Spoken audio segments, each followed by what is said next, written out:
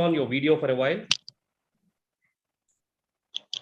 Yeah, I just wanted to see all the participants, and then let's make it as much lively as possible. Wow, I see good number of seniors also joining us. Mr. Vijay Kumar, Mr. Narayanan, Kiran Desai. Brilliant, brilliant. Superb. So I'll take a quick poll. I want to understand which batch is the latest batch that is representing here, probably 2020 or 2021, and which could be the oldest batch that is representing here. Just out of curiosity, if you do not mind, you may please put that in the chat box.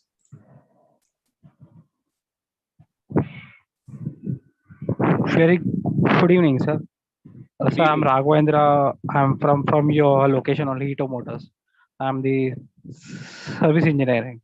Raghavendra from service engineering, Hito Motors. Okay, great. Yes. So we have somebody joining from 1971 batch. Wow.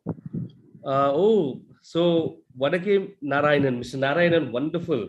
So you're joining from 1971. Okay. Anybody to beat 1971? It's almost 50 years. Oh my goodness. And then we have Sony Verghese joining from 2020. Nobody yet from 2021. So yeah, Sony is Mr. Sony Verghese. Is it all right if I were to ask you to switch on your video so I could see Mr. Narayanan? I think he's joining from the States. Brilliant. Okay. So thank you very much. I think it's an honor to be in front of all of you. I'm not sure how many of you are from IIT Madras Hyderabad chapter, because I'm closely with the IIT Madras Hyderabad chapter. I would say closely interacting with. Nevertheless, let me ask you a quick couple of questions, guys. What are your quick expectations from this, say, 1 to 1.5 hour session? Please be vocal. Please feel free. You want to talk? Please talk. You want to type? Please type. What are the expectations?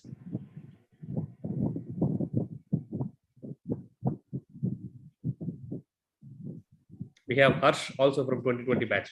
Very nice.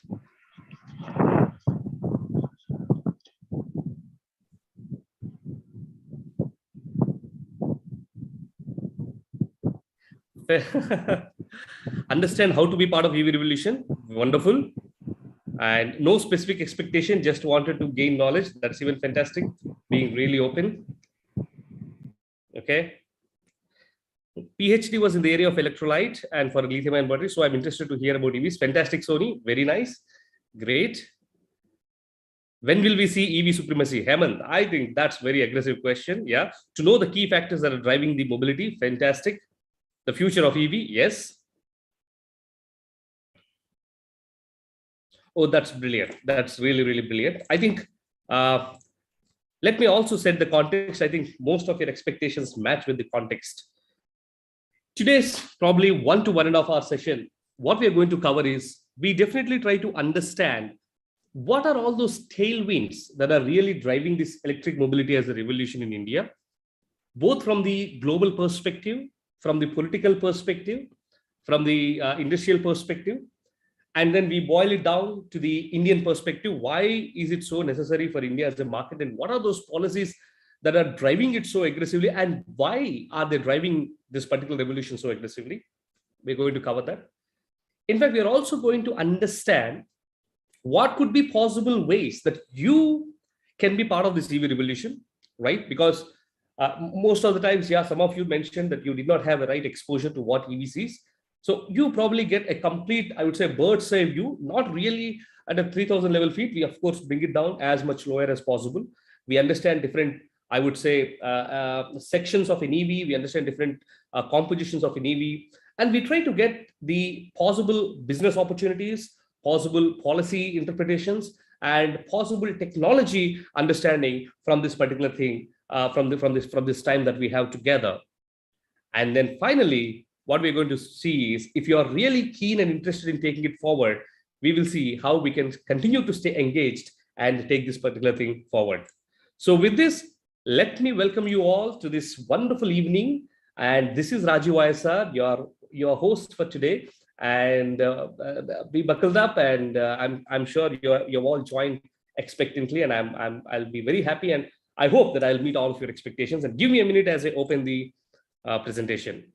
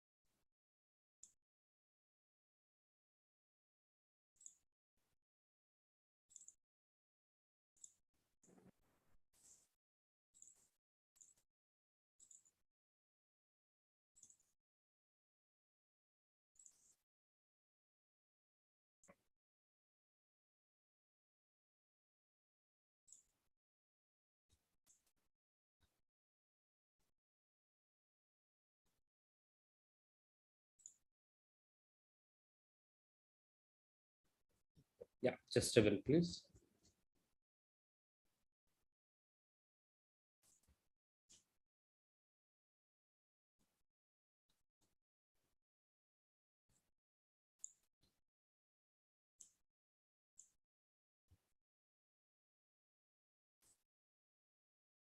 So meanwhile, Papia, there are certain people who are joining.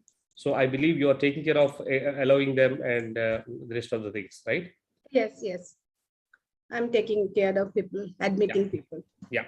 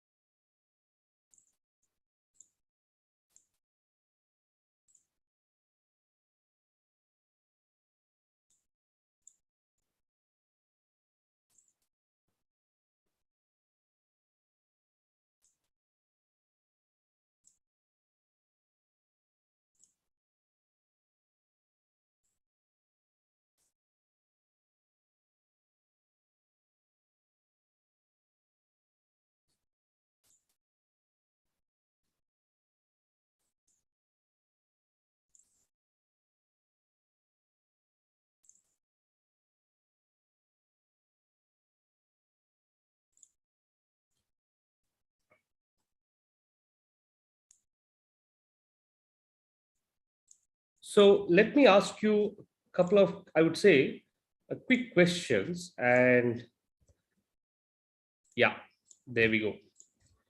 So we'll try to keep it as interactive as possible, and then we try to understand the best that we could do from this.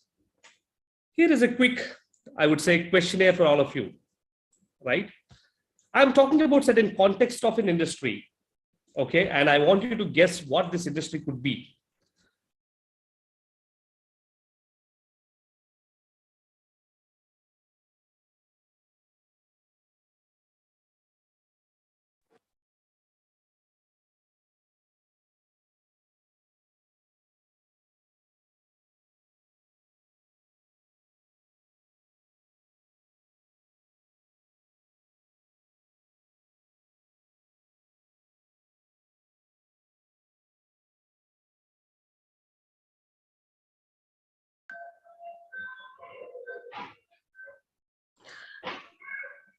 Rajiv, you are in mute. We can't hear you.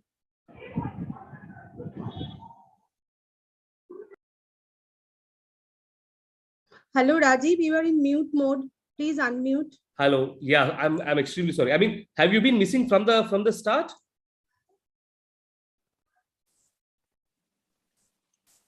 Okay, can you hear me now?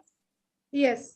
Yeah. So I was talking about an industry which was basically a poor economy, dominated by the license Raj, a lot of hostility. Import tariffs were as high as 135%. In fact, during those days, it was not even considered as an industry, and banks were not at all willing to give loans to the people who are working in this industry. And now that industry is this. It contributes to 8% of India's GDP. Estimated revenue is around $200 billion. It has been registering a consistent growth of 2.3% year on year and employs more than 5 million people, and it continues to grow. Any quick guesses what this industry could be? Automobile. Automobile, okay. Any other guess? You can also put it in the chat box.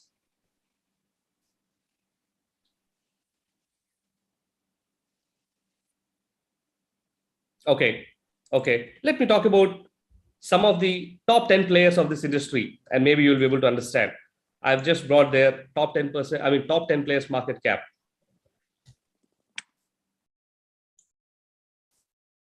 Yeah, I am talking about an era of 1980s, the computer, the software, absolutely, when it all just began, right? And we know majority of, I would say, millionaires and billionaires who are born out of this particular industry are really leading the industry right now. And these are just few names which have started almost at a similar time. IT industry, correct, Amritraj, right? While we thought, and then this industry really has placed India in the global context at a real, I would say, recognizable position. While we were thinking that it is all that, let me ask you, let me see, right? Understand from you what this could be, right? So this particular industry, right? The main, I would say, changes that have come because of one person who brought that particular change, right? He launched National Computer Policy in 1984. The import tariffs from 135% were reduced to 60%, right? And then this was recognized as an industry. Restrictions from license Raj have been removed. Exporters were eligible for bank finance. And in fact, foreign companies have been allowed to directly invest their, I would say, investments into this particular industry. And chain of parks were established to provide infrastructure. The S&Rs or different IT parks that we talk about it are basically the results of some of those policies that happened during that particular time, right? So while on the left-hand side, you see how it was, and on the right-hand side, you see what actually propelled it to become what it is right now. Now, let me talk about another industry. For this industry, the needed infrastructure was not available, no awareness among public at all. In fact, it was considered as something only reserved for rich and super rich, very young industry. Still, it is away from many people. And one product of this particular industry, which earlier was supposed to be in thousands and probably in 10,000s, is now also available in 3-digit price. And this was never comprehended. Guess what it is? Solar industry. Another guess. Mobile. Sorry? Mobile industry. Mobile. Absolutely. It's a combination of mobile and e-commerce, right? It's a $120 billion industry, registering a CAGR of 35%, home for huge companies, and 64% growth during pandemic. This is the growth that these companies established together. It is expected to touch $200 billion by 2025, and one of the fastest growing industry, not just in India, but in the world. You're absolutely correct. And it's the IT, it's the e-commerce industry, right? Again, these are the top 10 players of the e-commerce industry. Now, the question could be, what about auto sector? What are your views about auto sector? Did auto sector also undergo any such kind of a revolution? Yeah. Yeah, of course, yes, right? If at all we were to just get into a quick understanding, if some of you are interested into history, right? Probably it was the first motor car that was borrowed in India was by Mr. Foster from Crompton Greens in 1897. And then the first Indian to own a motor car was Mr. Jamshedji Tata in 1901. While after that, many companies claimed Hindustan Motors, Morris Motors. Morris Motors is nothing but the current Morris Garage. And these are some of those models that were built in 1940s, 1950s. It is how the avatar of the new age ambassador has come. And Bombay, Madras, Premier Automobile from Bombay used to be one hub, and from Calcutta used to be another hub. These are how the Premier Automobile cars used to look like. And then we also had cars such as Plymouth and Dodge, which were really, we see them in most of the movies that try to depict the retro, I would say, culture. And then Mumbai is one hub, and then Chennai is another hub where we see Morris, I would say, Minder as a car was assembled. And also, Mumbai also was the home for many other companies, which we will talk going forward. And Herald and DeSoto are some of the models. And in fact, this is one of the first, I would say, pre-independent car showrooms in Secunderabad, where they are selling Fiat Topolino and Fiat 100. While it was all going good until 1950s or until we had gotten independence, then what suddenly happened? We are trying to understand the phase that auto industry has gone through. And then, of course, we'll get into the EV industry immediately. So in 1952 is when the first tariff commission was introduced. And what did this first tariff commission do? It actually, though the intent was good, but actually it did harm more to our economy. I'm sure the seniors would definitely agree and kind of empathize with this. As many as 83 licenses were to be, I would say, the complete production was taken into the hands of the government. The demand is controlled by the government. The supply was controlled by the government. As many as 80 government agencies have to approve before a private company starts producing its vehicles. And slowly what happened? All these companies, which were until then flourishing in the Indian market, slowly migrated and slowly moved away. And just to understand what kind of, I would say, hindrance or a damage or inhibition that this particular license price has brought in, I have compared the economies from 1950s to 1980s among the countries of Bangladesh, India, Pakistan, Sri Lanka, South Korea, basically the Asian and Southeast Asian markets. And these are all taken as a percentage of American GDP per capita. And this is where you see until 1980s, India was not really growing well, whereas you see the South Korean market was really flourishing. So there was definitely a great damage that was done. And then slowly we saw the auto industry kind of picked up later on with a lot of, I would say, globalization that is coming in, with the markets being opened up. Again, most of those companies that are coming. So that's the kind of a quick history of the auto industry. But what about the EV industry? Why such a, how many of you think that electric vehicles industry is really hyped and there is really not that action that's happening? How many of you think it is hyped? Can you please type yes if you think it is hyped? Or how many of you think that no, it is being underestimated? The potential is really being underestimated. It is not hyped, it is underhyped. So if you think it is hyped, type HYPED. If you think it is underestimated, type underestimated. Fantastic, fantastic. I think you're absolutely right. It is no hype. It is definitely underestimated.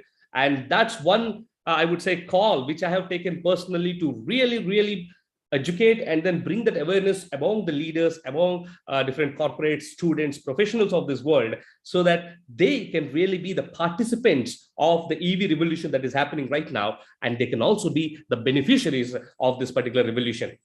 Well, you might wonder, who am I and what is the credibility that I carry to talk about it? So I'm sure the males have definitely spoken about myself, but then I'll quickly introduce myself. I'm Rajeev YSR. I'm a dualite, BTech MTech from IIT Madras, 2010 batch. And since then, close to 12 years of experience working in India and different parts of, I would say, Germany. Then I worked with companies such as TVS Motors, Bosch, Mahindra & Mahindra. Majority of my life I have spent only into automotive industry. My first exposure or experience with electric vehicles was when I joined Gati Logistics, where I was heading the electric vehicle business. If at all, some of you are from Hyderabad, you know that IKEA was started in the year 2018 in Hyderabad. IKEA was part of EV100 campaign. EV100 campaigns means that by design, by 2030, these companies have committed to be fully, I would say, electric in their mobility services. That's the commitment they have made, EV100 campaign. And Gati happens to be the last mile delivery partner for IKEA, and Gati has a contractual obligation to make their deliveries through EVs from the first year at 25% to after 5 years up to 100%. So that was when I joined Gati, when the team was not really understanding what needs to do and how it needs to crack. And that was where in 2018, I have introduced the first electric vehicles in the last mile delivery operations in Hyderabad from IKEA. And this particular work was recognized by the World Economic Forum, and that particular work is still published in the World Economic Forum. And after this initiative, the Niti Aayog, the Rocky Mountain Institute, and there are many other state and central level committees which have given, I would say a policy influencer seat to Gati Logistics, where I was, I would say, giving my inputs more from the logistics perspective into electric mobility revolution. And I'm also director on board with few companies such as TCI Finance, Gati Intellect, and I'm part of policy drafting committee at the state and central level. I love teaching, I love coaching, and I've conducted workshops to more than 1 lakh plus students across the globe right now. And I also train the CXOs of the companies more from the growth, 10x growth mindset, or 10x growth as a perspective. So this is just to tell you that, yes, in fact, I've been recently recognized as the 40 under 40 young EV leaders in India, and also the National Youth Icon of 2022. These are all few boards where I'm mentored on. The T-Hub Hyderabad and Ministry of Electronics, Information and Technology, MITI, TI Chapter Hyderabad, IIT Bombay Entrepreneurship Cell, IIT Madras Career Development Cell, Startup Innovation Cell at Telangana State, IIT Kharagpur, iVentures at ISB Hyderabad, and I also teach entrepreneurship at Woxen University. Now, among them, there are also a few companies that I continue to mentor. This is an old slide, but very recently I also start mentoring Loadshare and other, I would say, logistics and electric vehicle companies. And these are few glimpses of the talks and of the sessions and things, etc. And these are all the brands that I work with. Now, the reason I've brought in is to kind of give you an assurance that, yes, you are spending your 60 to 90 minutes with a person who has been working into this, and you can have that comfort of learning what is otherwise not really seen in the public domain. So as discussed, let's get into the global perspective. Let's understand from the global perspective of what's happening in the EV industry, why there is such a huge, I would say, push from different, I would say, top level players across the world, and then slowly we will come down. This is just for you to understand the complete market size of an EV industry, right? In 2019, the entire global electric mobility industry was valued at around $162 billion. And it is projected to reach $800 billion, 5x growth by 2027. Understand this. And out of this $800 billion, 50% of the growth is coming from the Asia Pacific as a market. And in fact, in 2019, when we are talking about the $162 billion as a market value, the China alone closely was contributing to around $84 billion, and India's contribution in 2019 is minuscule. But by 2027, estimates say that India would play a very, very significant role along with the China. And then the rest of the market, of course, is contributed by the Europe and the North American markets. This is just to give you how the EV market is concentrated. Definitely 50% is from Asia Pacific, majorly dominated by China at this point of time. And rest of the 50% is from the North American markets and the European markets. In fact, also, this is very interesting, and let me tell you this particular thing. In 2010, almost 10 years before, when the total number of electric cars were counted on the roads, there were only 17,000. 17,000. And 10 years passed, right? In 2019, 2020, that 17,000 cars have swelled up to 7.2 million cars. And out of the 7.2 million, 47% of this population is from the People's Republic of China. In fact, 9 countries as we speak now have more than 1 lakh electric cars running in the roads. Look at the accelerated growth that we were able to witness in the last 10 years. And again, I'm telling you, while the world has grown like this, in India, it has just begun. So if some of you are still thinking that, oh, the whole EV is hyped, let me tell you guys, no. The action across the globe has already begun. In fact, India, I would not call is late completely, but to a certain extent, when compared to our partner, we are a bit late. Nevertheless, we are catching up now. So there is no hype when it comes to the electric vehicle revolution as we speak now. This is again just statistics for you, 7.2 million cars, 350 million two-wheelers and three-wheelers, 0.5 million buses, and 0.3 million commercial vehicles. That is how the particular market is positioned. Now, the important question, why? What is that factor that is driving them? Let me take a pause and ask you one question. How many of you know this concept of Earth's average temperature, or 3C? How many of you know this particular or heard this particular, I would say, alphabet or particular terminology called 3C? Okay, let me talk about it. I'm sure people would have heard. Since the monitoring of the Earth's temperature has begun, right, that is from early 1900s, the average Earth's temperature was being measured consistently. And until 2020, we are at around plus 1.5, I would say plus 1, plus 1.5 degrees. Estimates say that if we continue to live the way we are living, if we are continuing to build the way we are building infrastructure or whatsoever, in the next 100 years, that is by 2100, of course, we are already 20 years past. So in the next 80 years, the expectation is that this average change in the Earth's temperature would be positive 3 degrees, right? Now you might wonder, that's just a number, positive 3 degrees, right? Why is it so important? Well, let me talk about this. This 3C, the phenomena is called 3C. Number one, why this is very, very important is because number one, it is also termed as a locked-in phenomena. That means there is no way for us to come back below the 3C once we reach there. It's a locked-in phenomena.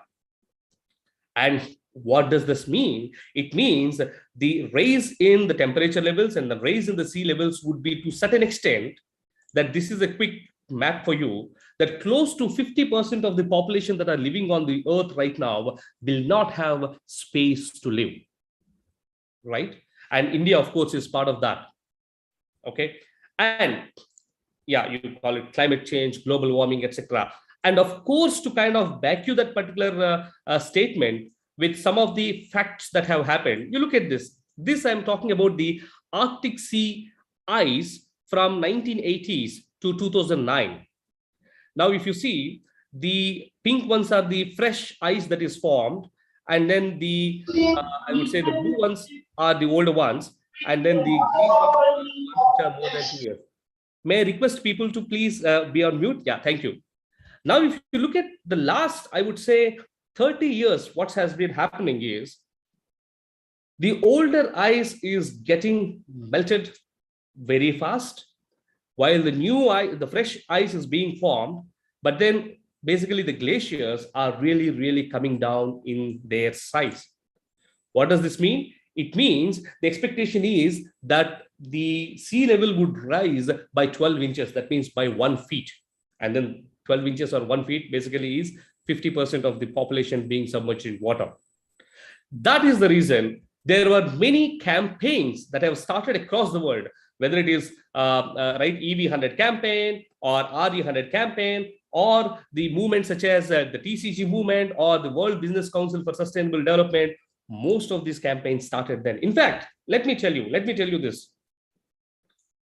If at all, even on the battle of Ukraine and Russia, the world is still divided. But there is one battle where the world gets, I would say, where the world would never divide itself, and the world is battling all of it together, and that's climate change. More than 196 countries are fighting on it together, and they have committed, right, on the international forums on how they're going to fight against this particular climate change, right? In fact, this is one of the rare deadly combinations where the governments made such statements that they are going to bring down the carbon emissions. The not-for-profit organizations started making very accelerated progress. And of course, the OEMs, the original equipment manufacturers, also made commitments that from 2030, they would not be producing any diesel or gasoline vehicles. Well, you might wonder, why is it to do only with electric vehicles? I mean, there are so many other initiatives that we need to take. That is afforestation, or whether it is in terms of renewable energies. Well, those are all happening. But let me tell you, the lowest hanging fruit that can always be fixed immediately is the transport industry, because for all of it, 30% of the pollution right now comes from the transport industry, from the mobility industry, right? So from the global perspective, it is established beyond doubt that the electric vehicle market is going to be the future, and it is the right time for any of us to secure either our investments or our careers or anything in terms of the EVs, right? And let me tell you, this is again the fourth quarter results of 2021, 10 largest corporations by market capitalization, and we see somebody who has already sneaked in, right? Tesla, and very soon, along with these technology players, we will see majority of the EV companies also coming up and taking up this particular slots. Yeah. Now let me talk about the Indian automotive context. So at this point of time, are you convinced from the global perspective that yes, the whole world is driving the electric mobility revolution with such a rigor? Yes or no, please. You can quickly put that in the chat box.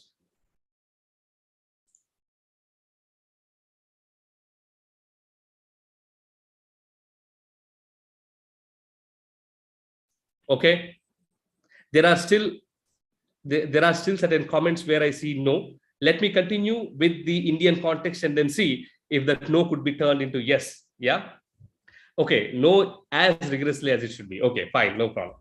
So now let us look at the Indian automotive market at a glance, right? So in 2019, we were talking about 31 million vehicles. Okay, so there is question, will the electricity from coal and power plants? I'm going to address that going forward. Yeah, that's a very, I would say, common and brilliant question. I'm going to address that. And automotive industry as such contributes to close to 7.1% to India's GDP. And the expectation is that by 2026, this contribution would raise to 12%. In fact, it is one of the key focus areas of the government right after agriculture and defense. Right now, we are the fourth largest automotive market in the world, and there are chances that by 2026, we would be the third largest. And of course, the government is pushing multiple, I would say, policies and multiple drives to ensure that these particular automotive industry would continue to emerge as one of the largest in the world and in the country. While this is all great, right? Let me talk about this. While that is all great, this is something which is again very alarming and which cannot be missed to be addressed. That is, 14 out of 15 most polluted cities in the world are in India. 2.5 particulate matter, that is how one measures the air pollution. While the World Health Organization says that the permissible level should be between at less than 10 milligrams per cubic meter, Kanpur records 170 milligrams per cubic meter. Transport sector alone contributes 30% of this particular pollution. And along with the United Nations framework for climate change, climate control, right? That's the Paris Agreement, which we signed in 2015. The agreement is very, very, I would say, peculiar, and the agreement is very significant if we kind of understand the details of it. In the agreement, we made an international commitment, a public commitment to the international bodies that by 2030, we will reduce the carbon footprint to 33% of the numbers that were registered in 2005. Please understand this once again. By 2030, the commitment was that we would reduce the carbon footprint by 33% to the values that were registered in 2005. And to top it up, in the recent Glasgow summit that happened, or COP26 summit that happened last year, October, November, our Prime Minister, Shri Narendra Modi ji, also made a very strong statement that India would be a net zero emission by when? Quick answers. I would like to see quick answers. By when? He committed that India would be a net zero emission country by 2070. Fantastic. 2070, not 50 and 75. Great. 2070. Right. And also the other aspect of it is our current account deficit, because of our dependency on the imported oils, is increasing. And in fact, by 2030, it is expected to increase to $300 billion, which is right now at this point of time at around $164 billion. So what does this all mean for Indian market?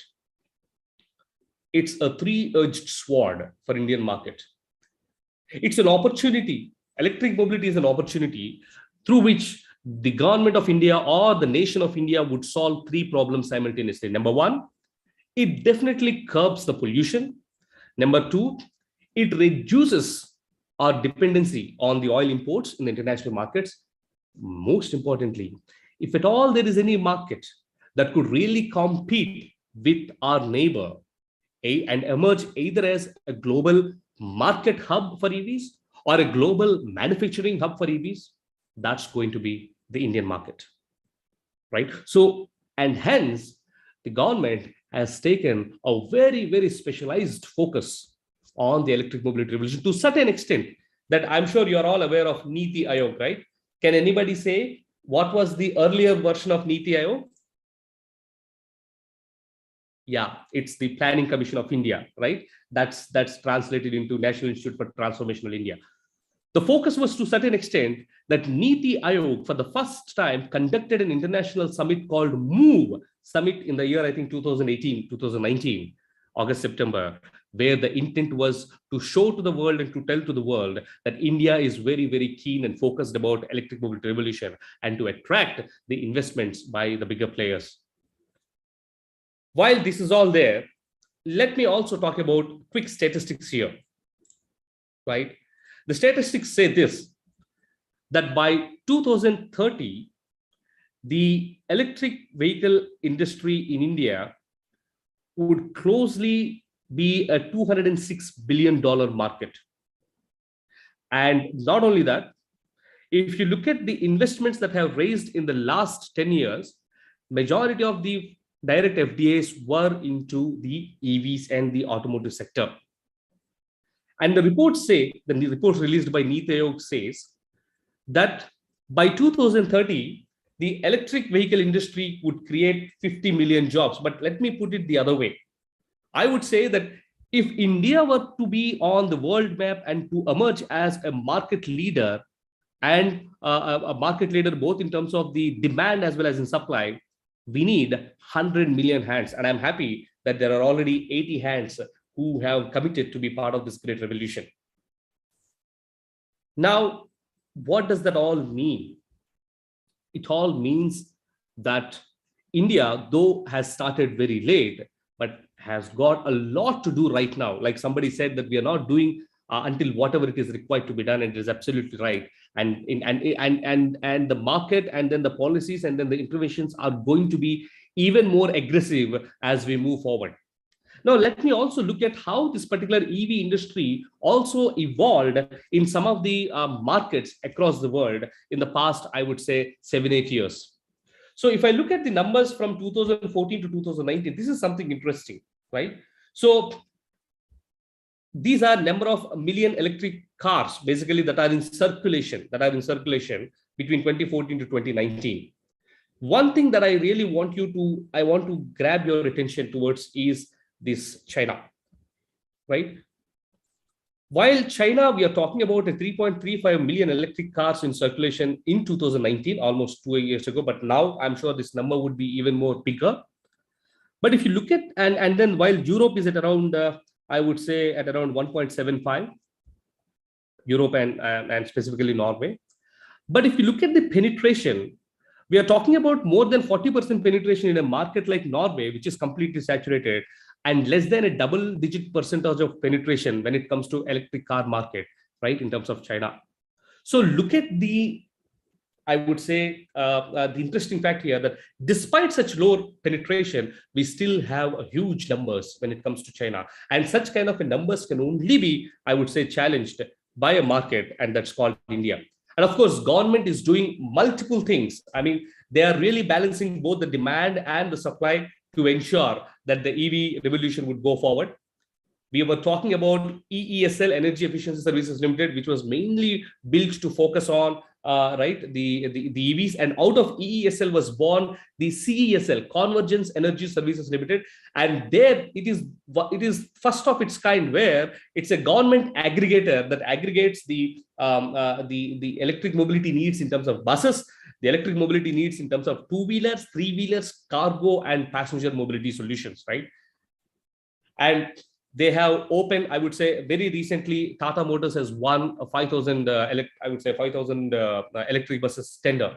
And they have already released last year for about 50,000 three-wheelers tenders for almost, that was distributed among top 10 three-wheeler manufacturers. So what is it that, and we are trying to talk about, is they're continuing to focus upon shared mobility, right? Especially when you talk about the electric buses, mandates on Olas and Ubers, mandates on Zoom cars, on these aggregators, is they know, the government knows that it is difficult at this point of time to convince a retail customer for him to upgrade for EVs, but that is where they're doing everything that is possible to push the shared mobility in terms of electric vehicles. And of course, this incentivizing that is already in place, subsidies are being given to fleet owners, both for cargo and both for passenger, whoever is adopting for the electric mobility solutions for either last mile passenger mobility or last mile cargo deliveries. And of course, these regular things such as waiving of taxes, separate EV tariffs for charging of these vehicles. In fact, FAMES 1.0, 2.0, I'm going to talk about them in the coming slides. Something which is on the cards of the government at this point of time is a single homologation. That means right now, every vehicle is expected to be homologated, despite those vehicles being homologated in the markets such as Europe, US, or in China. The expectation is that they are once again homologated at ARAI or ICAT or one of these, I would say, government agencies. But then the proposal is on the table that can those vehicles with a, I would say, better brand value and better brand image and better history of performance, can they be allowed with just a single homologation is one. And FAMES, I'm going to talk about it in detail. Now, this is a very, very interesting slide. I know I'm throwing a lot of information, but this is all to tell you, this is all, I would say, taken from different policies and different, I would say, initiatives by the government of India, and have been placed in the right perspective so that you would understand and you would gain a confidence and you would be convinced that the future is all about EVs. Like I told you, for the first time, Niti Aayog has taken an anchoring role in driving the electric mobility revolution forward by playing a very strong, pivotal, I would say, role in coordinating with multiple ministries. For example, Ministry of Road Transport and Highways, very recently, they made, I mean, this is first of its initiative across the world, right? Most of us think that we all are BS4, BS6, etc. are the copies of Euro standards. Of course, those are to a certain extent. But for the first time, the Ministry of Road Transport and Highways brought a legislation or brought a GO which never existed in the world, where they said that a vehicle, electric vehicle, can be sold with just the glider. That means the vehicle and the battery, if they are separated, a vehicle can still be registered with just the glider. It's very innovative policy. In fact, Ministry of Finance is working on how to build the support for the battery packs and battery assembly units. And there are also multiple amendments that have been made for Ministry of Housing, Housing and Urban Administration, where the Buildings Act of 2016 Buildings Act was also modified to ensure that places such as malls, hospitals, and tourist spots, including residential apartments, X percentage of vehicles or X percentage of parking lots are to be allocated to the EVs. ISRO at this point of time is working on indigenous lithium-ion battery technology, and it is working with around 10 private players. While we are doing all of this, Ministry of Power has already started working with Ministry of Power and Defense and the Department of Heavy Industries. They've already started appointing nodal agencies across all the states. Say, for example, for Telangana, it is TS Redco. For Andhra Pradesh, it's NRDCAP. And definitely for other states, there are different other bodies that have been established with a very clear intention and with very clear focus of driving the electric mobility on the ground zero. Right now, until now, we kind of explored what are all the, I would say, the global influencing factors, the policy influencing factors, both from the global and the domestic perspective that are driving the EV industry as of now. And now we are going to enter into the kind of technology aspects of it, and the business opportunities where they exist. Any specific doubts until this point of time?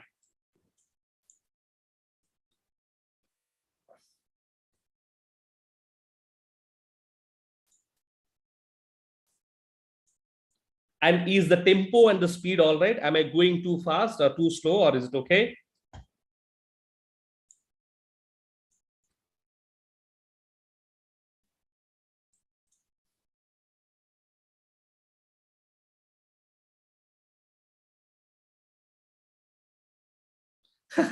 Tempo is good, but there is so much material. Well, okay. So overload of information. Okay, let me keep it as okay. Going forward, let me kind of try to reduce the information that that would be I would say shared. Let me do that for you. Okay. Any other feedback?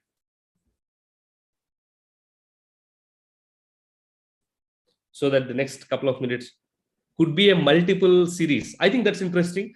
We will see. In fact, let me give you a complete overview today, and then probably if people are really interested, then we can make I would say short sessions on motors, batteries, vehicle dynamics, BMS, charging infrastructure, and all those things. So Raghavendra, there is a question. There is, of course, questions I will definitely answer. Kindly reserve your questions towards the end, just to ensure that we do not necessarily deviate from what I intended to share.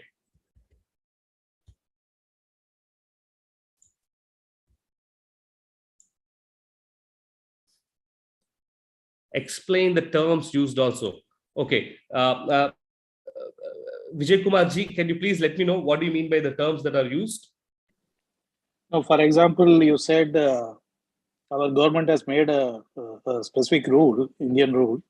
I believe this is on that battery can be swappable type of battery. That rule, is it you're talking?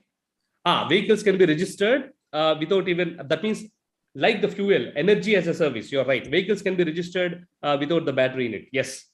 Yeah, swappable batteries, they brought a new rule. Yeah. So very recently, they have released the draft policy for swappable battery, which they have given to the industry experts, and we are working on giving feedback to the government. Absolutely correct. You're right. But both are two different things. Both are two different things, because the first GO that I'm talking about, delinking the glider and the battery, was launched almost in the year 2019, almost 2.5 years ago. What is glider, by the way? Okay, glider is, see, basically, when you look at a vehicle from the electric vehicle perspective, you have the body and you have the energy source, which is the battery. Now, if you disengage the battery from the complete vehicle, the rest of the skeleton that is left is called glider. Okay. Yeah. Yeah.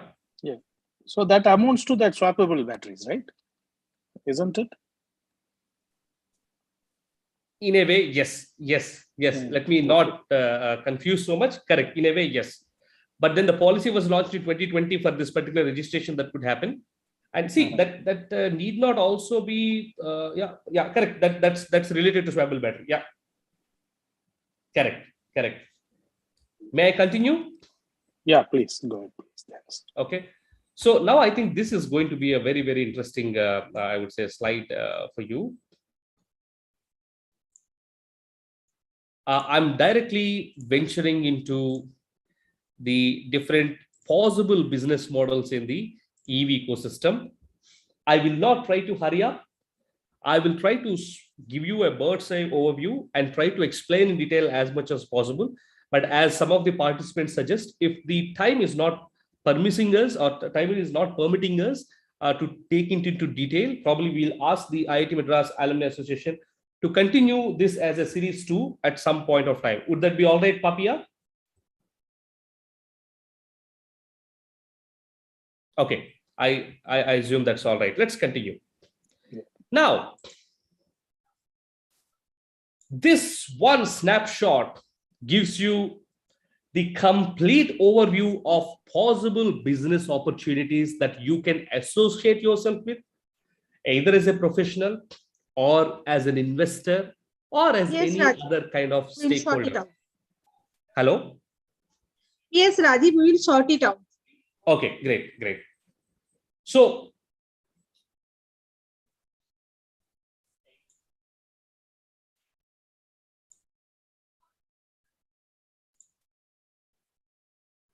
Okay.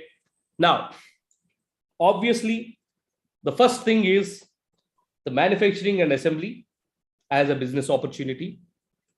Now, why is that? If you look at the EV revolution that you see right now, if you also look at the startups, earlier for anybody to enter into an automobile industry, the capital, the land, and the rest of the things used to be a real great barrier.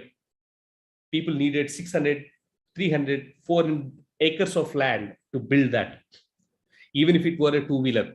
I started my career with TVS Motors. I'm not sure if there are anybody from TVS Motors who have joined here, but it's a beautiful campus of 600 acres in Hosur, right, which also has lake and etc. But then that's required, right?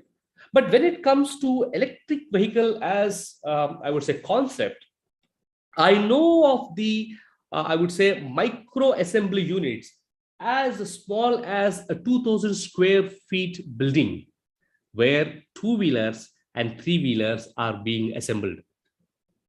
One of them is in Bangalore itself. And then their focus itself is micro assembly units. Because why? It is very much similar to our mobile phones. All you need is, I will talk about that.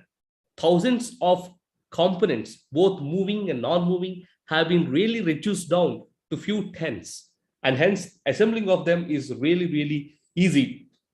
That's where the entry barrier of the capital investment or the land requirement or any other things is very much less when it comes to the electric vehicles.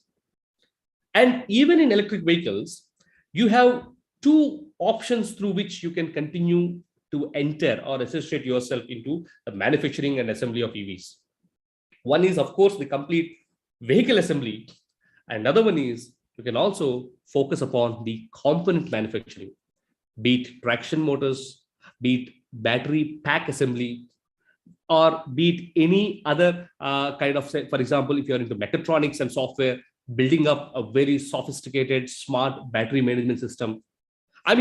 There are multiple ways, multiple components that you can pick up and consider yourself entering into the manufacturing of EV, which of course we go in detail in the coming slides. Now, interestingly, though this was an old, I would say, multi-brand, vehicle sales, though existed earlier, but this started emerging as a new business model where you need not be restricting yourself to one specific brand in selling the electric vehicles. You can play a role of a distributor or a retailer where you can aggregate different products, be it from Ather, Ola, Pure EV, or Davus, or Kinetic, or whatever, right? You can kind of take a multi-brand franchisee and you can start educating the customers and you can start selling the vehicles to the customers. This is also emerging as a different business model also as a different business model where we are talking about, I would say, because a lot of push is required to push these vehicles among the retail market. Then the other most interesting thing, right after the manufacturing, because people talk about, right, the chicken or egg story. Is it first the charging infrastructure or is it the manufacturing of the electric vehicles? Let me tell you, I think we have crossed that question a few years ago, and both these channels are running and working individually, and they are making significant progress independently. Now, even in this charging infrastructure, there are two ways through which you can associate yourself or you can consider building the business models. There is a policy that is released by the Department of Heavy Industry in 2019 December. So if you're interested, please go look at it. And that talks about what are all the possible ways one can become a charging infrastructure provider. What are the subsidies that the government would be giving for the first few hundreds and 200s of the charging infrastructure? What are all the different charge points, etc., which of course I'm going to cover a bit in detail while we are moving forward. Then along with this turnkey solution means bringing the charging infrastructure, presenting this charging infrastructure on an application, allowing the customer to pick up the charging infrastructure, charge his vehicle through the application, and then pay it through the application. That's the turnkey solution. You also have players who are now building the charging manufacturing equipment, right? So in charging infrastructure, these are all the two areas where you have an opportunity. And of course, as one of the participants has mentioned, Niti Aayog has very recently launched the EV battery swapping draft policy. That's where energy as a service is coming into picture. Players such as Sun Mobility have already made significant progress in this particular thing. And there are other players also that are kind of coming in right now. In fact, a few months ago, under the when government pushed with the production linked incentives for EVs, especially for batteries, they already made one standards, and then the standards they'll soon be published. Where for two-wheelers and three-wheelers, they ensured that certain outward parameters in terms of connectors, in terms of size, and in terms of their packaging must remain same irrespective of the inside chemistry. This is again to facilitate the swapping of the batteries between the players, because right now what's happening is every OEM is building its own customized battery pack with its own peripherals and interfaces, which makes it very difficult for mass adoption of EVs, especially when we are talking about battery swapping as a technology, which again, we will talk about it going forward. The next business model is mobility as a service. So many startups have come in the recent past. For example, Bounce is one. Bounce initially started with the regular Tata TVS scooty vehicles, right? ICE vehicles. But now they have pivoted their entire business model and they're working only on the EVs. And in fact, they have started launching their own electric vehicle scooter aggregator, mobility as a service. Hala Mobility, which is based out of Hyderabad, is one such example, right? Now, this last mile mobility as a service, even at this point of time, L&T Metro, L&T and HMRL, I'm talking about Hyderabad because I come from this market, but I'm sure this is the opportunity available across the country the same way. They are still looking for, I would say, players and companies who would solve the last mile mobility or connectivity of the passengers, because through metros, they were able to connect different ends of the city. But then from the metro stations towards the last mile, they do not want to flood them with the diesel or ICE vehicles. They are looking for players who would take this particular thing as a service and provide to them. Mobility. If some of you are interested, you can write to me. I will connect with the relevant connects. Then the new age that is coming right now, of course, is the delivery as a service. And this delivery happening through EVs, which of course I'm going to cover going forward, how e-commerce and electric mobility together are intertwined and they cannot be separated, and how growth of one would complement or would propel the growth of the other. I'm going to talk about it later. I mean, many players, you talk about Zip Electric, you talk about Zingo, you talk about, in fact, Ito Motors, you talk about Gati Logistics, you talk about Avan India, where I was the chief operating officer earlier, or you talk about Euler Logistics, you talk about Tetra Quack, you talk about Mahindra Logistics, you have talked about Lightning Logistics. More than, I would say, 70, 80 players emerged in the last 2 to 3 years, only trying to solve this problem of last mile delivery for e-commerce companies through electric vehicles for two-wheelers and three-wheelers. Definitely technology.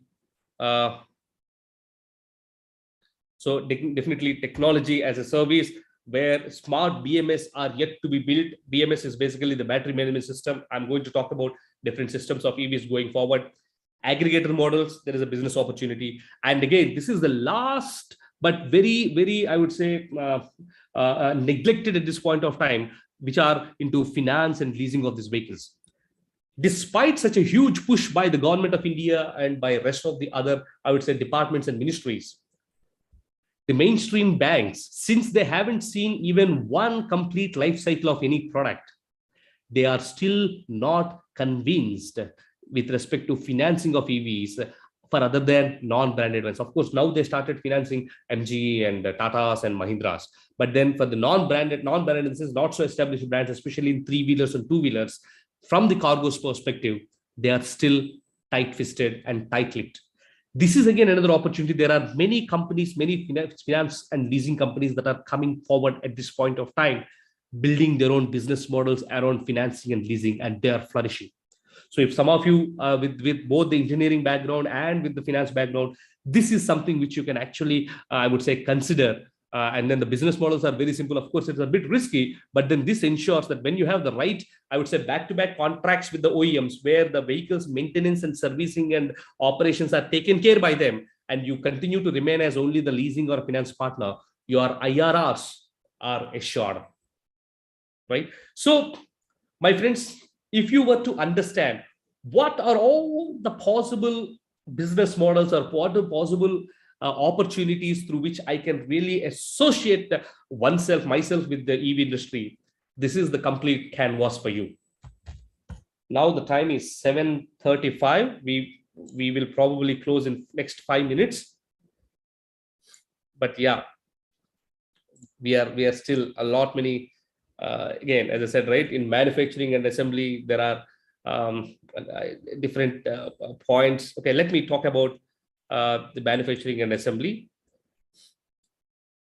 Can EV products and technologies imported from India? What is the policy and tax towards it? So, Amitraj, and right now there is a lot of restrictions on the companies who have strong tie-ups with China, both EV and non-EV, and it is in fact the first brunt of it we were able to face as an industry. We faced as an industry last year in October, November, where and also during the Pulwama attack, where the government suddenly stiffened the complete imports. Majority of our battery packs were stuck at customs, and there was a lot of lobbying that has to be done by the industry with respect to the government of India to release all of it. And now people are looking at an alternative market to China. And also with the last year's October, November's complete blackout of China, where the complete semiconductor, and then which kind of it's a wake-up call for us that how much we are dependent on the China as a market for electronics and other components. That is why the government of India is right now slowly and strongly and closely working along with the Taiwanese and Thailand play and then the Southeast Asian players, and then trying to build the semiconductor hub in India. So from your perspective, the tax and the policies towards imports from China are very much discouraged. Right now, they are into a negative things. Can you brief more about the market and incentives in EV charging business? Okay, let me quickly go to the charging as a business. Okay, fine. So let me pause it for a while, friends. I think such an interesting participation from different people. Let me tell you, there is still more than 3 to 4 hours of content that could be covered, but I do not want to rush it. I really want to ensure that there is value that is added during the session. We will figure out a different time. Also, let me ask you one quick question. I also conduct EV Masterclass through the government of Telangana, through different governments, to multiple, I would say, universities, startups, and professionals. Let me ask you this question. If I were to start one cohort only for IIT Madras alum, where I talk about all the basics, right from the vehicle dynamics on how to the complete battery charging infrastructure, business models, technology, everything, how many of you would be interested to join that particular cohort?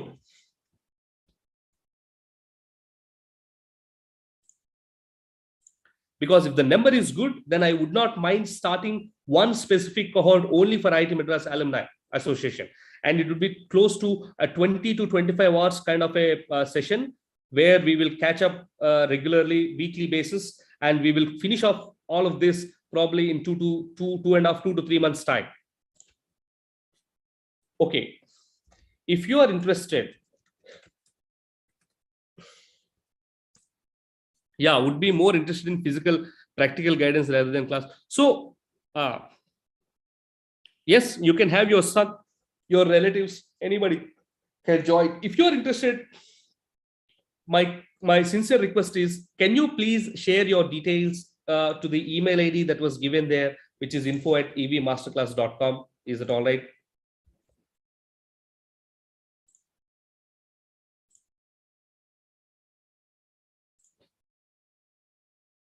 Yeah. And let me also, in fact, the first cohort was closed. The email ID is here, or CEO@evmasterclass.com. One of these two. Right. In fact, the first cohort was over. Superb. I think this is a fantastic, Mr. Narayanan. I think thank you very much. He's talking about building a bridge between the US and then the Indian startups. Very, very happy to get in touch with you. In fact, friends, if at all you want to directly get in touch with me for any possible collaborations, etc., you please make a note of my email ID and mobile number. And you can also stay, I would say, connected with me on LinkedIn. I continue to post a lot of activities, especially from the EVs perspective. Let me also share my LinkedIn handle here. Hey, don't worry, even if you're not from IIT Madras and you have joined, that's all right. That's okay. Why should this knowledge sharing and this entrepreneurs building be sent only, be limited only to IITians? Non-IITians also can join. Don't worry. And also, if that is okay, if you really like this session, is it okay for me to request to put your comments on what is it that you like this session as a comment to that particular link that I've posted there? Top 2 things that you learned and 1 thing that you liked about the session. Probably you can put it there in the link. Yeah. Now, so if you are very keen, please write to me. Okay, my contact number and things I've already given. Let me give it again one more time. In fact, I also help and consult for multiple companies. If you are looking to build an EV company and you need some kind of a hand holding, please feel free to reach out. I can always help you and support you. Right. And what else? Okay, there is so much to talk about. And any specific questions? Please. Please write your details to that info@evmasterclass.com. The team will get back to you, and then we will coordinate with all the participants here. And Papia, if it is okay, if you can share the mail IDs of these participants, then we can consider starting one cohort only for IIT Madras Alumni Association, like the way we do for only for the state of Telangana and state of Andhra Pradesh. Yes, definitely we'll do that. Yeah, brilliant. Any other questions, friends? Please feel free.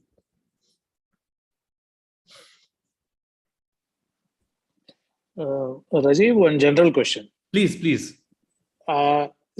Basically, I believe standardization has one small problem. It curtails development.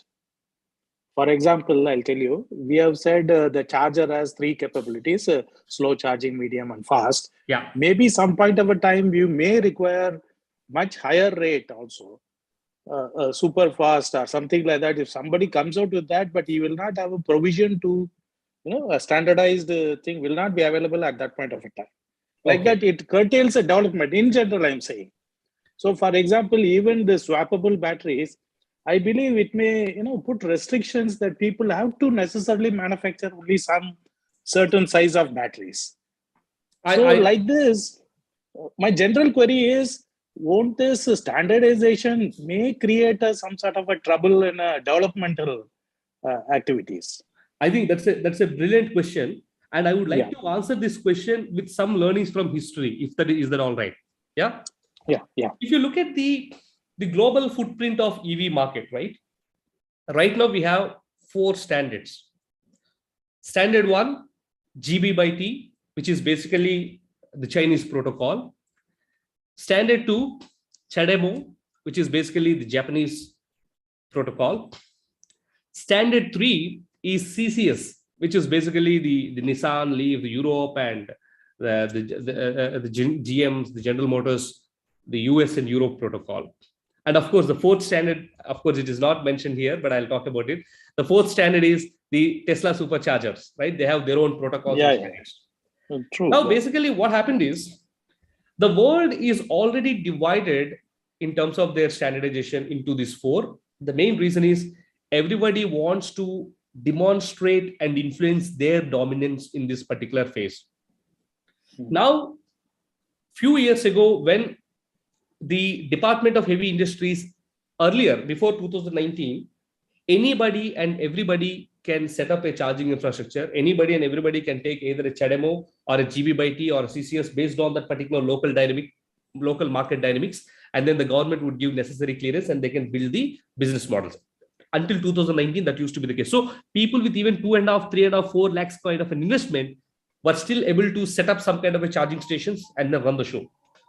But in 2019, the government came up with a policy saying that, hey, majority of our vehicles are dependent on, because whether it is Maruti Suzuki and at that point of time, Mahindra Logan or Tata Verito, Mahindra Verito and ETO, Mahindra E2O, basically all of them had got GB/T protocol, which is basically the Chinese protocol.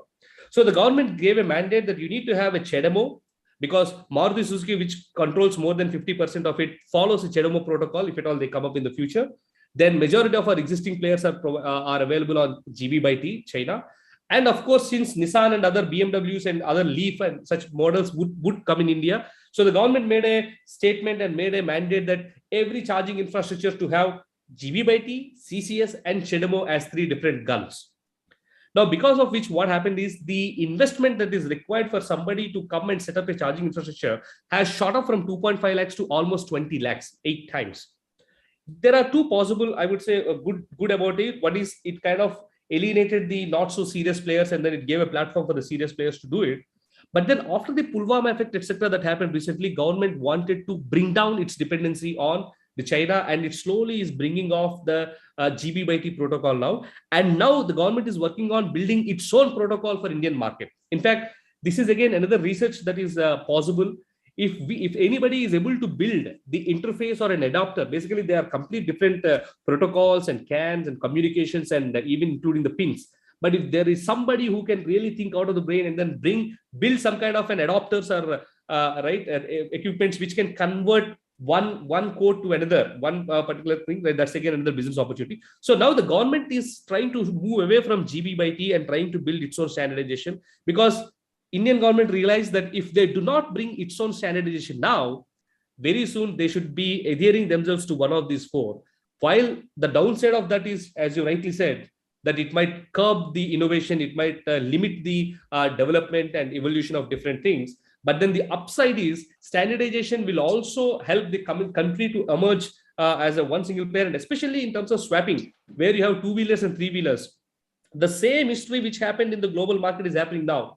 One, Ather has its own protocol, and Ola has its own protocol, and Pure EV has its own protocol, Hero has its own protocol, Bajaj is having its own protocol. So when things happen like this, and when government is talking about a swappable battery as a technology to reduce the initial upfront cost in a vehicle, then there needs to be standardization, and then the game of battery and the vehicles are to be separated.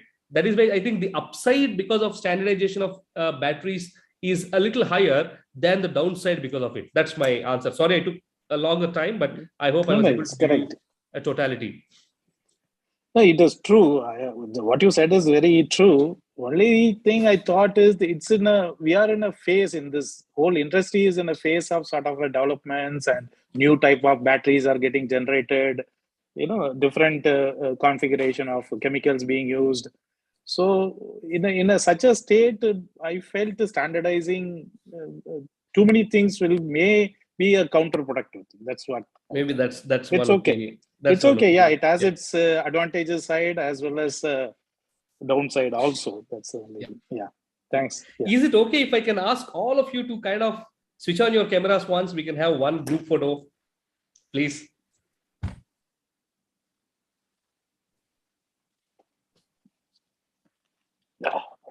Okay, Sony, I would like to know about the kind of battery.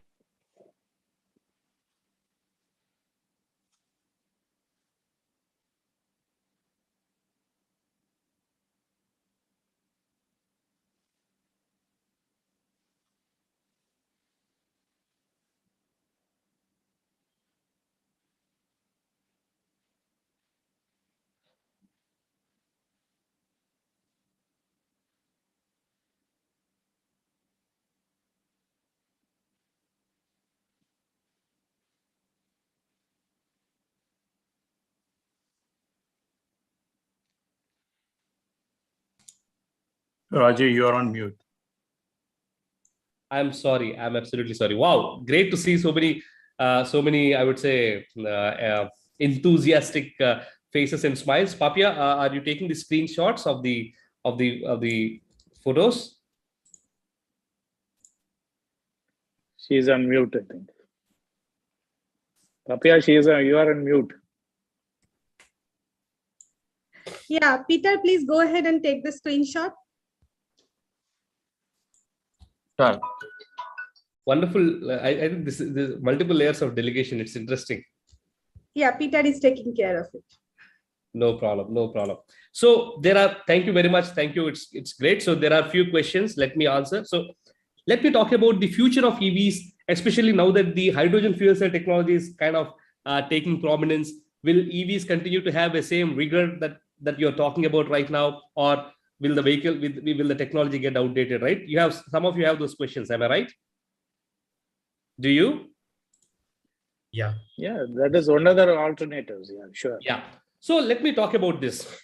When you look from the applications perspective, hydrogen fuel cell as a technology ideally works for heavy vehicles, I would say 30 feeters, 40 feet containers, or buses, which are talking about the last, I would say, the intercity operations of at a stretch 300, 400 kilometers, etc. Hydrogen fuel cell technology is the best case study.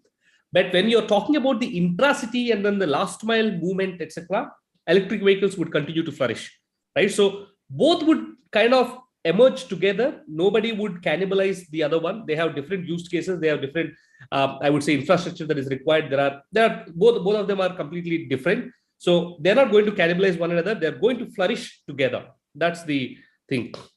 Now coming to the question of Sony batteries use. So Sony at this point of time, majority of the companies are using batteries from lithium-ion chemistry. The reason you know for very sure, because lithium-ion at this point of time has got the highest energy density, which means more kilowatt hour of energy can be stored for lesser weight and volumes of the chemistry. And at this point of time, people are importing cells from China and Morocco, Brazil, Australia, and Europe, and some of these markets. And in India, they are only assembling those battery cells. None of them are making battery cells in India. Now, a specific trust is given by the government. A production-linked incentive was only given towards battery manufacturing. So with this, our expectation is that we will have enough push to have our own mines, to have our own, I would say, material extractions possible, and then we will be able to manufacture those cells internally. Let me also talk about another interesting aspect here, which is called urban mining, which is again another business opportunity, which I did not really mention it there. Urban mining is, we are all aware that all the mobiles, laptops, etc., that we have been using are all made of lithium-ion batteries, right? So new plants would soon be set up where the minerals and then the materials such as lithium, cobalt, manganese, etc., are extracted from these batteries, and they are reworked again in building the lithium-ion batteries for the mobility solutions. That's called urban mining, which was very, very, very soon come forward. Now, one last optimistic statement that I would like to make, my friends. When the LPG gas, the liquid petroleum gas, was brought to Indian market, there were so many questions that were raised. Is it really possible? Because in the Western world, you have piped connections to all the homes, right? That runs until their kitchens. But in India, that was practically impossible. Is it really possible to port the liquid petroleum gas, right? But then that is where we came up with these cylinders. Then the question came: 14 kgs, 13 kg cylinders, can people really lift them? But we see that particular magic that's happening right now. Second thing, when cell phone market entered into India, we are actually a late entrant into the mobile phones market. But at this point of time, India is one of the leading markets in terms of volumes of cell phones. Not just that, three-wheelers is an innovative tuk-tuk product, which again started in India. Number of two-wheelers that you're talking about are, again, India is the market leader in terms of volumes. Though I think we are a late entrant to this EV industry, my strong belief and faith is that India would very soon emerge as a market leader in terms of both supply and demand, and also in terms of research for India. Because somebody asked, what are the different research opportunities that are happening? Let me tell you, India has already dedicated certain fund. Let me talk about that specifically. Just hold on. There is a specific fund that has been, I would say, put across only for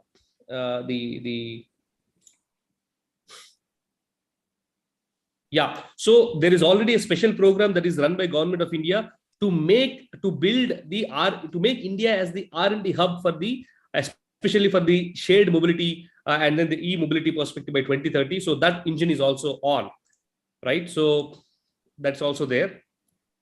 And so let me quickly talk about this last thing before we just a minute.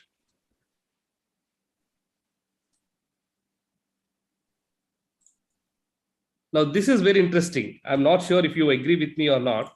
What, according to you, is the biggest threat to the EV industry? The biggest threat to the EV industry, interestingly, is not the, I would say, money, not the technology. The biggest threat to the EV industry is non-availability of relevant trained human resource. Look at these trends. On one, if from of course, battery and green technology, they would soon emerge, right? That's not an issue. But then the biggest threat at this point of time is non-availability of relevant manpower. Because on one hand, the auto companies are migrating towards EVs. Majority of the existing workers in the auto industry become redundant and irrelevant, while the demand for people who know the technology and who have the knowledge in terms of EVs is increasing, but then the supply is less. So it's a very interesting paradox where the automakers are cutting jobs on one hand, and still the companies are dependent on different markets in building up the talent pool, right? So these are all few new snippets, right? So the biggest problem is non-availability of talent, a relevant talent pool. And that is where I have started this initiative called EV Masterclass with an intent that out of those 50 million jobs that would be created, at least 1 million jobs would be, I would say, compensated or supplied through EV Masterclass, right? And what do we do? This particular cohort that I'm talking about, it is an engaged pedagogy. We also try to, we have detailed case studies and detailed study on evolution of technology, working principles of both automobile and EV components, because this is made so that the people from electrical, electronics, computers background also can come join and understand this. And a relative theory of learning is being implemented here, and continuous evaluation through assignments and projects and regular interactions with CXOs are generally part of this particular cohort. And what are all the modules covered? There are different modules covered, and our biggest differentiators are our mentor base, industry leaders, policymakers, ecosystem enablers, startup leaders, all of them. Few of our mentors are Sulaja Firodia Motwani, founder CEO of Kinetic Green, Karthikeya Haryani, founder CEO Charge Zone, Automotive Director Gopal, Government of Telangana, Priyank, then Mr. Venkat Rajaraman, IIT Madras alum from Sydney, Mr. Manish Singh Davo. So this is an initiative where we kind of try to build that particular gap. And that's the cohort which is what I'm intending to start with you. So if there are enough, I would say, interests, and I'll get in touch with Papia, and there are enough excitement, we can start one specific cohort for IIT Madras alumni specifically. So any other questions before we kind of wind up for the day? Any quick questions? There has been some fire cases recently. What is your take on that? So there are extensive interviews that I've given to different, I would say, channels, but I'm going. All those links are available on LinkedIn. But I'm going to quickly talk about why the fire accidents happen. The fire accident happened. Basically, there are three kinds of damages that a battery pack can go through. One is a mechanical damage or a physical damage, and another one is an electrical damage, and third one is thermal runaway. Right now, majority of these damages that we see that are happening right now are because of the thermal runaway. Because if you look at the battery, it is consisting of two electrodes and an electrolyte, cathode, anode, and an electrolyte. Now, the lithium-ion batteries that we are talking about, they are built for an operational range of temperatures between -20 degrees to +55 degrees. Why? Because this is most suitable for the Western markets. Now, most of the times we haven't yet Indianized or customized these to the Indian markets, and we are still using the same lithium ion cells. And when the ambient temperature is at around 40 to 43 degrees, it is possible that the battery pack temperature would cross 50, 55 degrees. And it is in those cases, the thermal runaway comes into picture. Now, you might ask, what are the ways that we can avoid? Number one, of course, there are different practical ways of avoiding them. But from an OEM and technology perspective, one needs to have a very strong and smart battery management system which monitors the temperature of each and every cell. That has to be accompanied by the battery cooling system or thermal management system, either active cooling with fans or liquid cooling, or passive cooling where the contours are designed such a way that there is a good flow, free flow of air. So when both these things are brought into picture, these things would come down. And now many OEMs started appreciating the importance of having a strong BMS and thermal management system, and they're working on them. Thank you. Yeah. And if you're keen, let me share that particular link of LinkedIn where my article is there in Times of India, then Outlook, and if people understand Telugu, then Sakshi, ETV, all other TVs, 10 TV, etc. 20 minutes, 15 minutes interviews are there. You can probably see them. Let me try to share their link here. Yeah. Any other questions? I see only 2 comments so far in terms of how this session has been useful. Please feel free to write.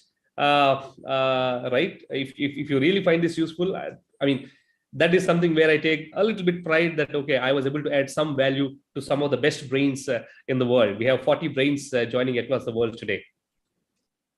Right? I would really like to see that.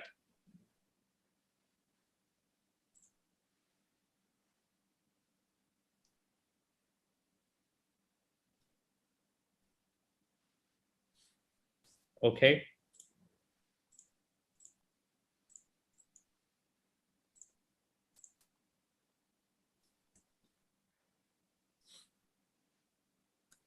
Brilliant. So with this, a wonderful thanks to the IIT Madras Alumni Association, Papia, Rakesh, and the rest of the team who have been behind this and ensuring that this would happen. And a brilliant and great thanks to all the participants who have actively engaged right from the beginning to the start. We had 40 at one point of time, and then the number maintained at 35, and we see some dropouts now. But thank you very much. It's a great honor. So this is Rajeev YSR, your coach, your mentor, your friend, and your guide. Always happy to support and encourage you, especially if you are taking up some kind of an initiative in the e-mobility revolution. Also to tell you, I help the government of Andhra Pradesh and also the government of Telangana in promoting the investments and promotions into electric mobility as a revolution, as well as into IT and electronics and non-EVs also. So if some of you have thoughts to set up your factories, to set up your, I would say, industries in both these states, please feel free to reach out to me. I am officially authorized by the government to lead these engagements forward, and I'll be more than happy to help you. Thank you very much. And Rajeev YSR signing off for now. Over to you, Papia. Anybody would like to come onto the screen and talk about the session? Also is fine. If you want to share your 2 cents of this session, please feel free.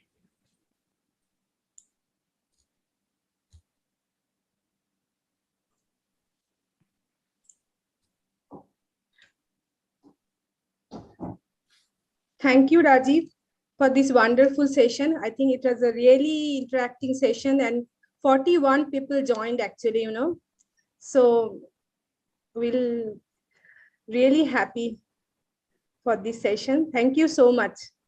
And thanks to all the participants who joined and, for give their feedback and comments to Rajeev.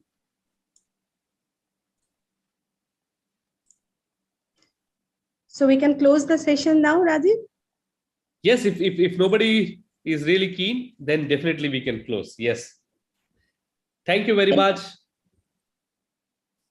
Thank you. Thank you, everybody. Bye. Thank you. Bye-bye. Thanks, Rajeev. Thanks, IIT Madras. Thank you. Thank you. Thank you very much.